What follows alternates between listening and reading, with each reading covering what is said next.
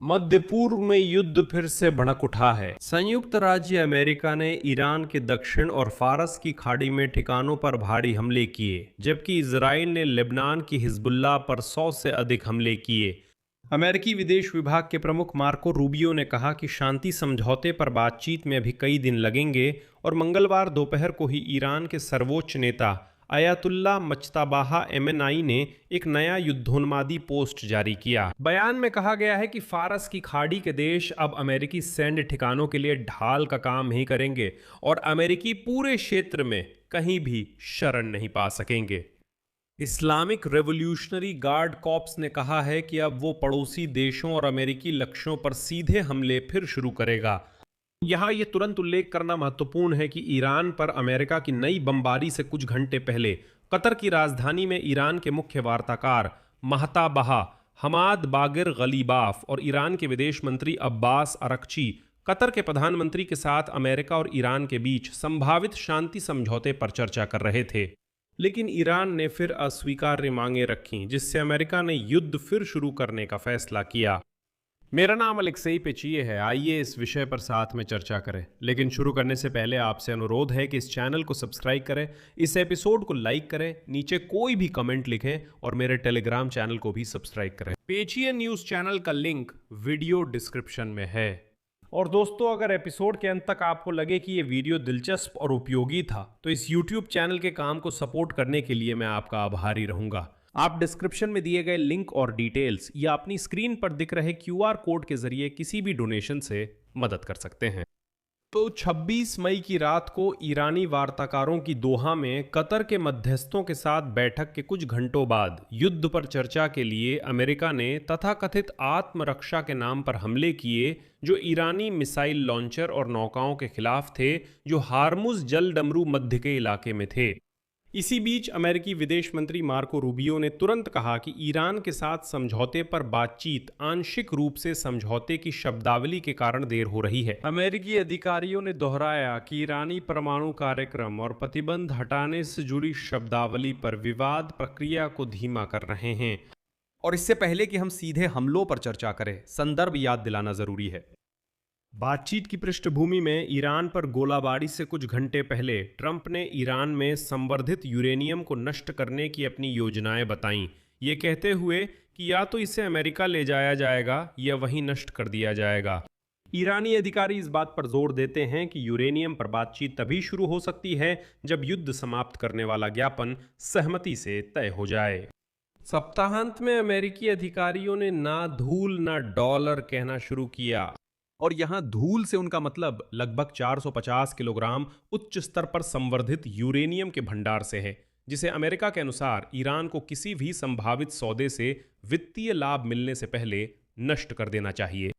वित्तीय लाभ यह है कि तेहरान ने वॉशिंगटन के साथ किसी भी संभावित समझौते की शर्त के रूप में 24 अरब डॉलर की जमी हुई ईरानी संपत्तियों को मुक्त करने की मांग रखी है। इस राशि का आधा हिस्सा यानी 12 अरब डॉलर मेमोरेंडम पर हस्ताक्षर होते ही मुक्त किया जाना चाहिए और बाकी की राशि सौदा होने के 60 दिनों के भीतर मुक्त की जानी चाहिए। और यही कारण है कि मुख्य ईरानी वार्ताकार मोहम्मद बागिर गलीबाफ कतर गए हैं, ताकि जमी हुई संपत्तियों से जुड़े इस मांग को लागू करने के तंत्र पर सहमति बनाई जा सके।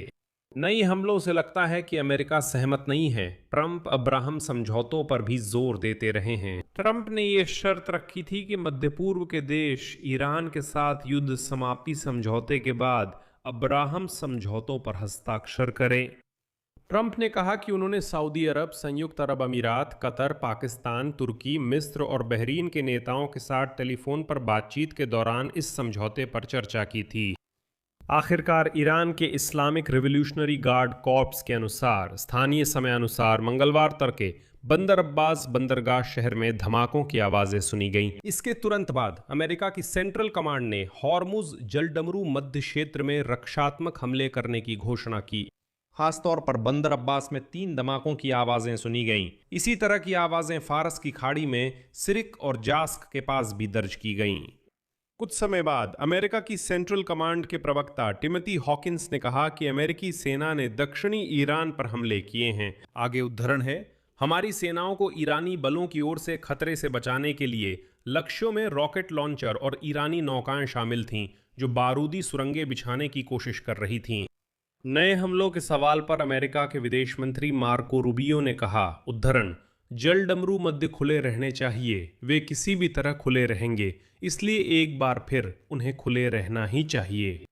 बाद में उसी दिन इस्लामिक रिवॉल्यूशनरी गार्ड कॉर्प्स ने कहा कि उन्होंने एक अमेरिकी ड्रोन को मार गिराया और एक और अमेरिकी ड्रोन और फाइटर जेट को भागने पर मजबूर कर दिया।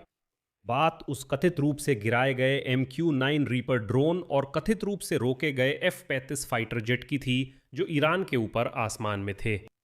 इसी समय इजरायली रक्षा बलों ने कहा कि उन्होंने रात भर में लेबनान में हिजबुल्लाह के 100 से अधिक ठिकानों पर हमला किया। ये इस बात का एक और संकेत है कि इजराइल इस लड़ाकू समूह के खिलाफ अपने अभियान में और अधिक आक्रामक रुख अपना रहा है। मैं तुरंत ये बता दूं कि ये सब उस समय हो रहा है जब हिजबुल्लाह द्वारा इजराइल की सीमा से लगे गांवों की ओर ड्रोन भेजे जाने की घटनाएं बढ़ रही हैं। बढ़ते खतरे के कारण इजराइल के सीमावर्ती इलाकों के अधिकांश स्कूल फिलहाल बंद है। और मंगलवार सुबह जारी एक बयान में इजरायली सेना ने बताया कि उन्होंने बेका घाटी और दक्षिणी लेबनान में हिजबुल्लाह के हथियार गोदामों, कमांड सेंटर्स और अन्य बुनियादी ढांचे पर हमले किए हैं। लेकिन यह भी महत्वपूर्ण है कि हाल के हफ्तों में इजरायली सेना ने मुख्य रूप से लितानी नदी के उत्तर में अभियान चलाने से परहेज किया है। ऐसा उन्होंने अमेरिका के अनुरोध पर किया है, जो इजराइल और लेबनान के बीच सीधे संवाद के लिए मध्यस्थता कर रहा है। अमेरिका ईरान के साथ भी संघर्ष विराम के लिए बातचीत कर रहा है और बताया गया है कि ईरान ने किसी भी समझौते के तहत लेबनान में इजरायली अभियानों को रोकने की मांग की है। अगर अमेरिका ने हमले फिर से शुरू किए तो इजराइल ने भी इसका तुरंत फायदा उठाया। और इसी बीच ईरान के सर्वोच्च नेता ने एक बयान जारी किया। महमूद माज़दबा खामेनेई ने कहा कि मध्य पूर्व के देश अब अमेरिकी ठिकानों के लिए ढाल नहीं बनेंगे। इस्लामी हज सीजन की शुरुआत के मौके पर लिखित संदेश में खामनेई ने फारस की खाड़ी क्षेत्र और पूरी दुनिया में बन रहे नए व्यवस्था के बारे में बात की। आगे मैं खामनेई का उद्धरण दूंगा। संयुक्त राज्य अमेरिका अब न केवल क्षेत्र में अपने गैर कानूनी कार्यों और सैन्य ठिकाने बनाने के लिए सुरक्षित पनाहगाह नहीं रख पाएगा, बल्कि हर दिन अपने पुराने दर्जे से और दूर होता जा रहा है। इजराइल और उसके नेता अपने दयनीय अस्तित्व के अंतिम चरण के करीब पहुंच रहे हैं। और संदर्भ को समझने के लिए मैं ये उल्लेख करना चाहूँगा कि सऊदी अरब में वार्षिक हज यात्रा शुरू हो गई है, जो इस्लाम के 5 स्तंभों में से एक है। इस्लाम हर मुसलमान से जिसके पास शारीरिक और आर्थिक क्षमता है, जीवन में कम से कम एक बार पवित्र शहर मक्का की यात्रा करने की मांग करता है। इसी संदर्भ में खामनेई ये डरावना बयान देते हैं।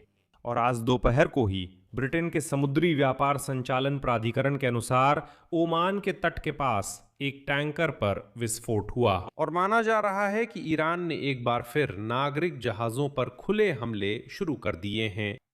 यहाँ मैं विराम देता हूँ। अपनी राय और निष्कर्ष नीचे कमेंट करें। इस YouTube चैनल को सब्सक्राइब करें, लाइक करें और बेल आइकन दबाएं ताकि नए एपिसोड्स मिस ना हों।